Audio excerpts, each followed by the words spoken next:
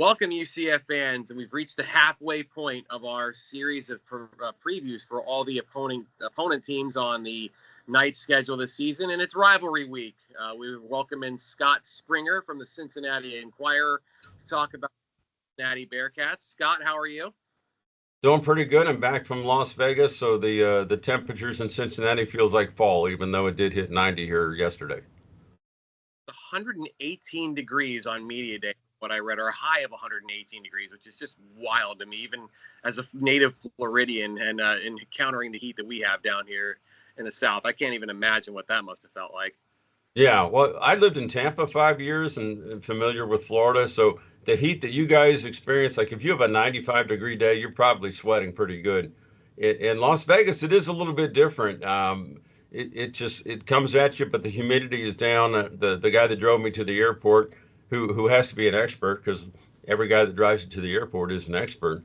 He says humidity averages about 20% or something like that. So it's hot, but most of the places outside have misters. And let's face it, I spent 2 days inside Allegiant Stadium and it was air conditioned. So all good. Beautiful. Well, before we get into our 5 questions pertains to Cincinnati, I do want to ask you about Media Day. You spoke to Deshawn Pace, who's a newcomer here at UCF this year. Left Cincinnati, one of 3 players who joined the Knights from the Bearcats roster last year, along with Bryon and Myles Montgomery. He said there were no hard feelings on his end. What was the sense you got talking to Deshawn about the situation, and from Cincinnati's perspective, how have they handled it? He was great, actually. I wasn't sure how he would be because the way the story was written. I was in Washington D.C. on the sub, the M, or whatever it's called, and I see that he's entered the portal. Well, I've got his number. I've known the kid since high school. I call him up, and he said it wasn't necessarily his decision. So, I don't have the inner workings of the coaches and what they're up to, but they made some tough decisions on what they wanted to do to get their type of guys, and for whatever reason. And to be honest, Deshawn was suspended for the Oklahoma game for a violation of team rules. That never quite specifically came out. There are some suspicions of what happened. He's a very emotional dude, plays, very emotionally, doesn't like to lose. Very good player. Obviously his brother Ivan made the NFL and was outstanding for the Vikings. I sat in their living room the day of the NFL draft waiting for Ivan to get drafted and heard him take calls, and we were there 3-4 hours. And then the thinking on Deshawn has always been he's maybe a third middle rounder thereabout because he's bigger. He's 6'2" and about 210. And way back when, I remember Marcus Freeman, now coach of the Notre Dame, was scouting a Coleraine High School game where Deshawn went.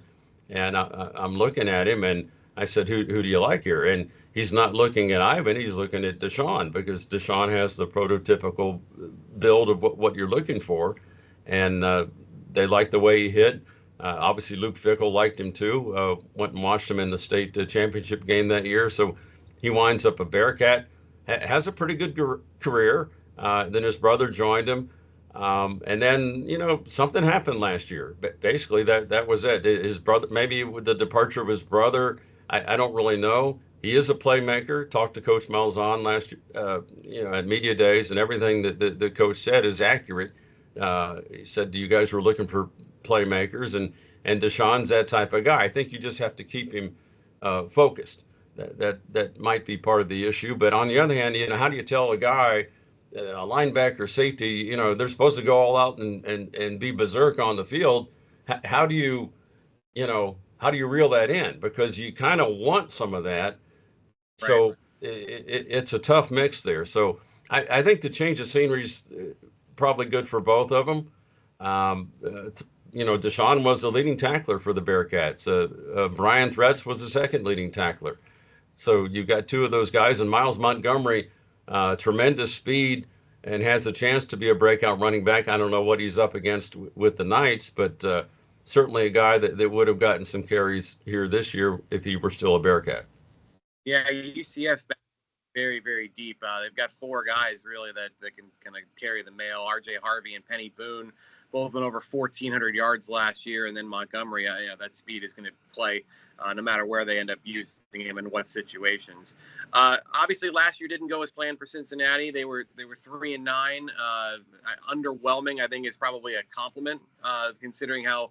And again, the newcomers all struggled. UCF was the best of them, and they only won 6 games. So what's been the feeling around Scott Satterfield going into year 2? What's maybe a temperature check on the coach situation going into the season?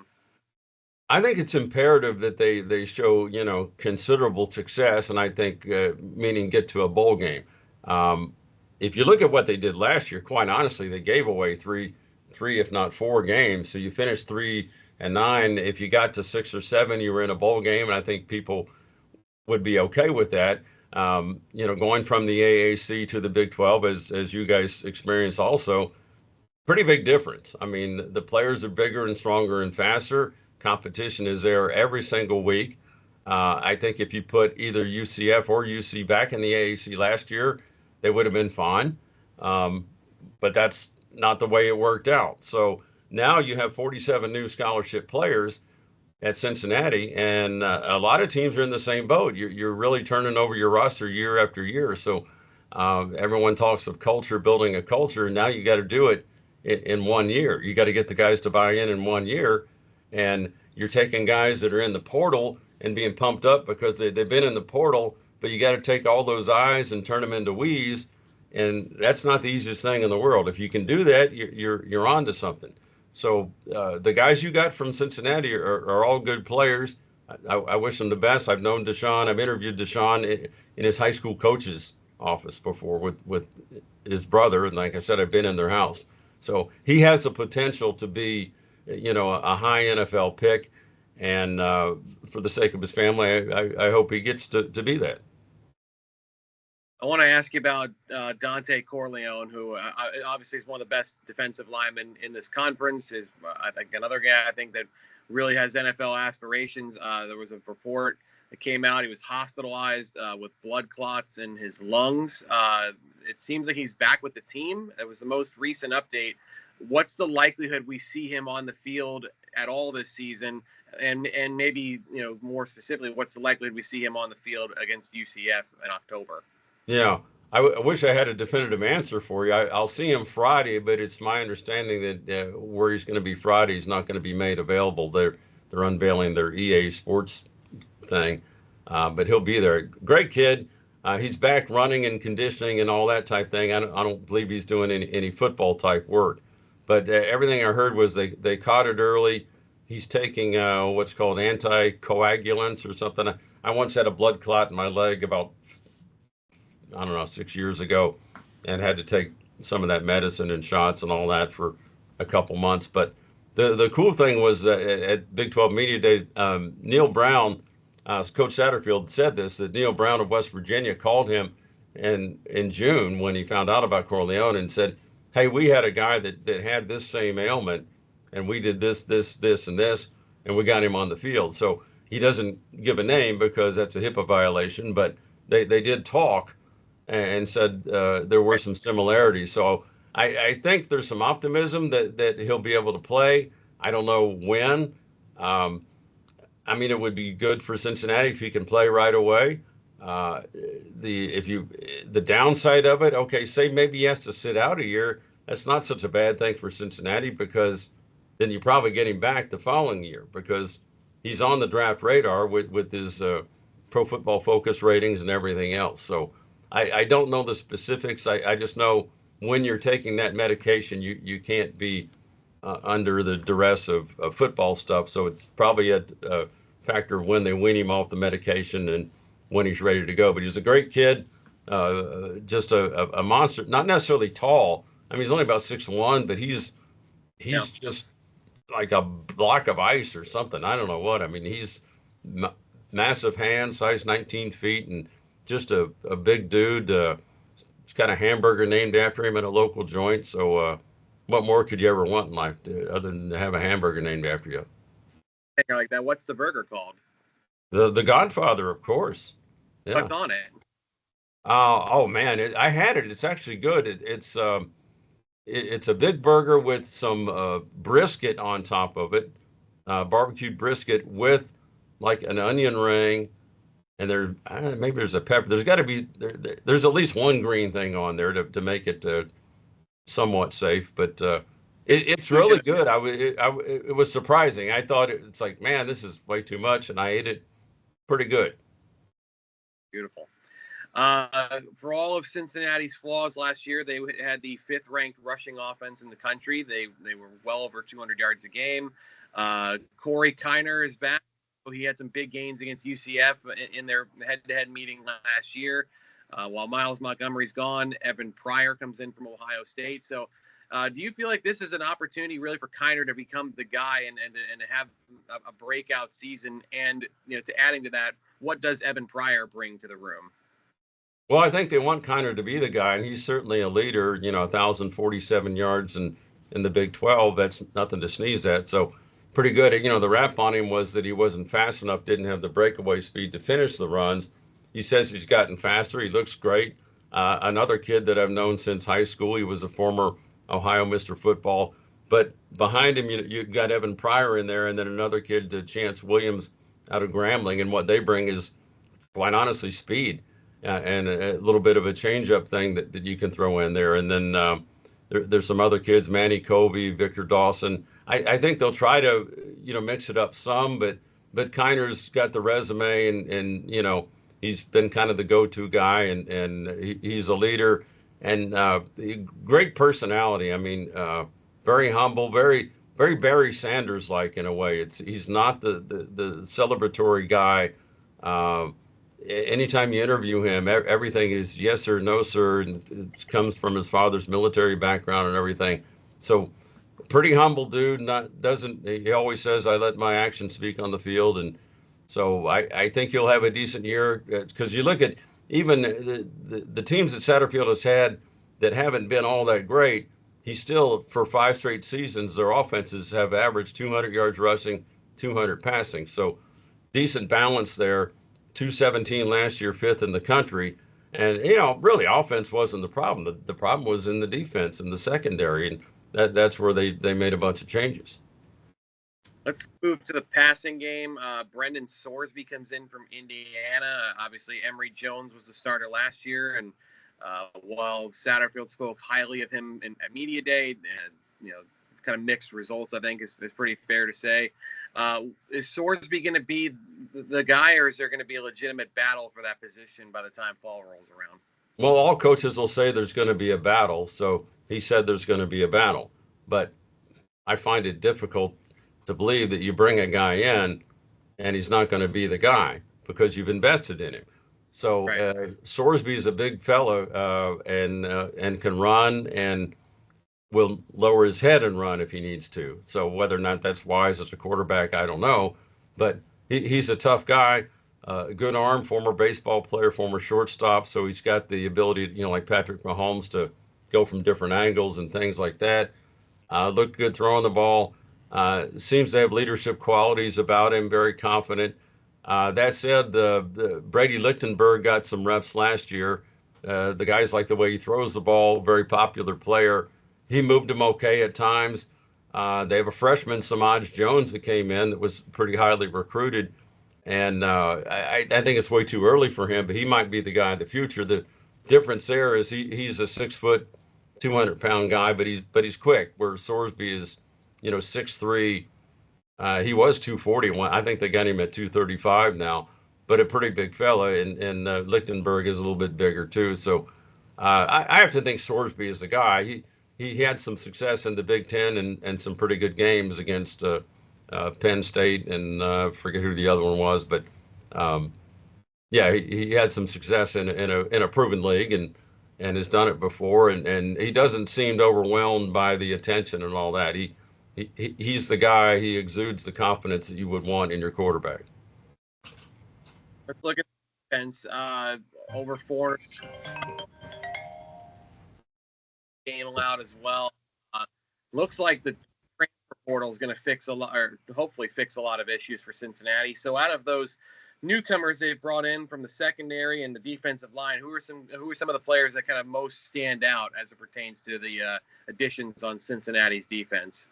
Well, depending on what happens with Corleone, the next guy up, according to Coach Satterfield, there is a dude named Jalen Hunt, who was from Michigan State, 300-pound guy. They don't have all that many 300-pound guys, but he would be the one. You have Micah Coleman, who's a transfer from Eastern Michigan, and came in. And people might say Eastern Michigan, so what? But the Macs had some pretty good players that get overlooked, and the people are finding them in the transfer portal. So he's another long 6'4" type 265 guy. Eric Phillips, teammate of Corleone's in high school and a teammate of Deshawn Pace. He's up there on that front line too. Another similar type body. So that's your the big thing with Corleone is he usually took up two players because 9 times out of 10 double teamed. People would say, well, why didn't he have all that many sacks? You get 2-3 guys on you. It's kind of tough to do that. But linebacker Jack Dingle is a returner. They have Jared Bartlett from West Virginia that came over, and he's looking good. Jordan Thompson is another one that was in the mix before. They've talked about that. Now, again, you hope these guys pan out, but guy from Central Arkansas, you don't really think of Central Arkansas as somewhere where you're getting great players, but a kid named Jake Golday came in, similar in size to Jack Dingle, who was the middle linebacker, so 6'4", 235. And I don't know if UCF does this, but Cincinnati has this catapult system where they can time them running. So they time this kid at like 22 miles an hour running, which is that's getting after it. And so he's maybe a surprise name out of nowhere, the diamond in the rough that you hope to find in the transfer portal. And then defensive backfield, you've got wholesale changes, but these are guys that have played at major levels. Derek Canteen was at Virginia Tech, and then you have I'm going to cheat and look at some of my notes here, but Josh Menkins is a former Louisville guy. Mekhi Miller, New Mexico State, Ormani Arnold. There's a whole bunch of them. Now, I don't want to bore you with a list of names that you don't know or where they came from, but the bottom line is they all played Division I ball at a high level, and you hope that they come in and are better than what was there last year, because last year was not pretty in the defensive backfield. And then part of the reason of the switch to the defense, they brought in Tyson Veit from Iowa State, running a 3-3-5, and part of that reason is to adapt to what many of the Big 12 schools run.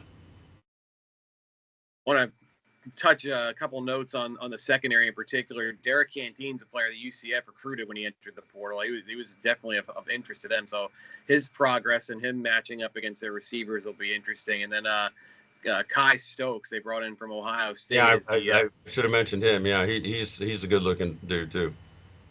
Older brother of Stokes, who's a wide receiver at UCF. So there'll be a little family interest between these teams. Years, Cincinnati had kind of a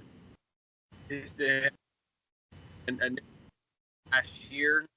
Yes, won each season. So, to the writers to maybe give us some sort of a preview or a prediction ahead of time. It's obviously a long way from now. Things will change, but what's kind of your gut feeling telling you when UCF plays Cincinnati this year? A prediction on the game? Well, yeah. Well, I was in Vegas. I didn't put any money down on it because I'm not that smart. I think it'll be your typical game. Last year UCF came up and probably people were thinking this was not going to turn out so well, and it turned out to be a decent game.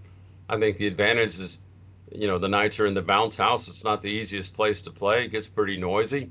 You have the extra added effect of the 3 Bearcats now over on the Knights side, so that makes it interesting. I think it'll be a very tight game. I wouldn't expect a UCF blowout. I wouldn't expect a Bearcat blowout. So you want me to give you a definitive winner? I wouldn't have any idea, to be honest with you. So I'd be purely speculating. But I think it'll be a better game than some people think. Yeah, there's a lot to kind of digest in how last year's game played out. I mean, you think about UCF and Cincinnati the year before, basically a top 25 matchup. Then last year was 2 teams that were trying to avoid the basement in the Big 12. They were both 0-5 going into that game. And then Scott Satterfield has gone head-to-head with Gus Malzahn on now 3 separate occasions. Satterfield won the first 2 meetings as Louisville's head coach. Malzahn got him last year at UCF. I think home field advantage will play a bit of a factor in this game. UCF's done very well against Cincinnati at home. If I had to take a guess right now, I'd say them by about 5 or 6 points, somewhere in that touchdown range. But yeah, I would think that'd be fair based on if a projection. If they've already made odds on that game, that would seem reasonable because they're home. They had a pretty good offseason for recruiting and had a better record last year. So based on all that would seem reasonable. Well, where can people find your work, and where can people find you on social media there, Scott? All right, it's the Cincinnati Enquirer for those of you that still buy the print publication. That's probably a dwindling number. Cincinnati.com, which is quite popular. My Twitter /X is at @SpringerSports. So you can find me on there. I had an AP vote last year, so I know some UCF people found me that way. Boy, you have an AP vote, they're all over you one way or the other. You're a hero or a bum. Just depends on the way you voted. My Instagram it's Parting Scott, and it's more my personal Instagram, but I put some sports and stuff on there too. Every now and then I'll write something stupid or take a vacation picture. But the main social media Springer Sports. And UCF fans, as always, can find me at Chris Boyle DBNJ on Twitter or X, whatever you want to call it. And then you can find our work at news-journalonline.com. Scott, thank you so much for your time today. We look forward to seeing you here in October. I will be there, and hopefully in shorts.